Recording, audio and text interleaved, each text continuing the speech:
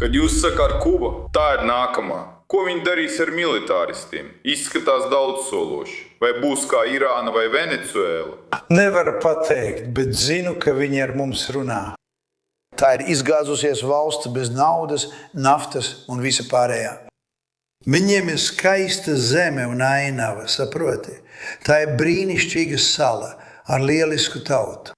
Daudzi apspiesti kubieši šeit uzplauka. Tie ir ļoti uzņēmīgi, ļoti gudri cilvēki. Es pazīstu daudzus no Floridas, īpaši tur ir tik daudz tādu cilvēku. Viens mans draugs sāka no nulles. Tagad viņš ir lielākais degvielas uzpildes staciju un līdzīgu uzņēmumu īpašnieks valstī. Es esmu Kubā.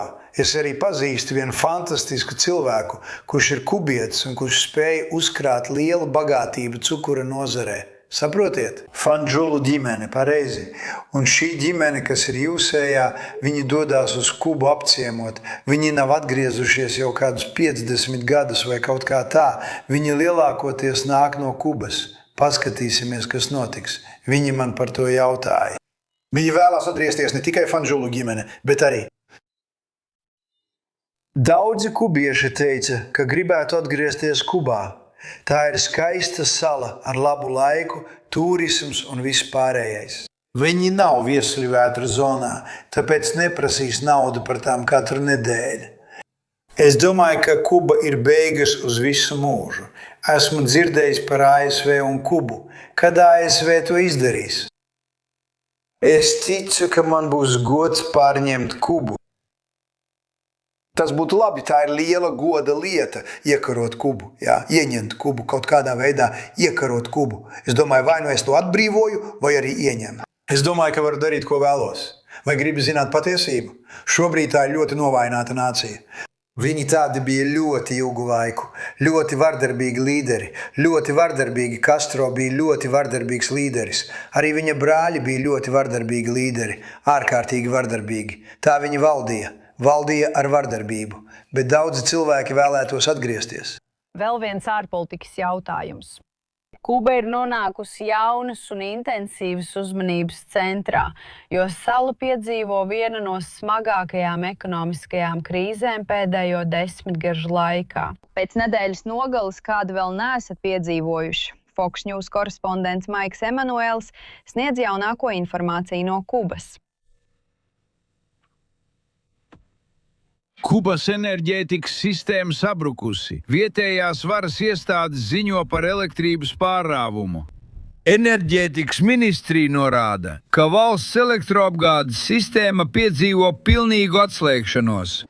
Protesti uz salas pieaug, demonstranti ir sašutuši par dzīves apstākļiem. Un vienā pilsētā viņi demolēja komunistiskās partijas biroju, meta akmeņus un pat aizdedzināja to.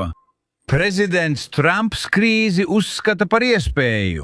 Es patiešām no sirds ticu, ka man būs gods ieņemt Kubu. Tas būtu liels gods. Tas patiešām ir ļoti liels gods. Baltā nama darbinieks sacīja Fox, kā prezidents ir norādījis, mēs runājam ar Kubu, kuras vadītājiem vajadzētu noslēgt vienošanos, ko būtu viegli panākt. Kubas režīms šodien pasniedza olīvu zaru, paziņojot, ka ir atvērts sadarbībai. Kuba ir atvērta tirdzniecībai ar ārvalstu uzņēmumiem un kubiešiem ASV, kā arī viņu pēcnācējiem. Tas skar ne tikai tirdzniecību, bet arī investīcijas. Taču režīms arī kritizēja turpināto degvielas blokādi kā šķērsli lielākai sadarbībai. Valsts sekretārs Marco Rubio vada diplomātiskos centienus un uzskata, ka situācija Kubā nav ilgtspējīga. Pārmaiņas Kubā ir vajadzīgas, taču tām nav jānotiek uzreiz. Mēs esam nobrieduši un realistiski. Demokrāti ir iesnieguši priekšlikumus, lai bloķētu militāras darbības pret Kubu bez likumdevēja apstiprinājuma, baidoties, ka prezidents varētu izmantot spēku. Bez uzraudzības, kā tas tika darīts Venecuēlā, lai tieši iejauktos no Vašingtonas. Maiks Emanuēlis, Fox News.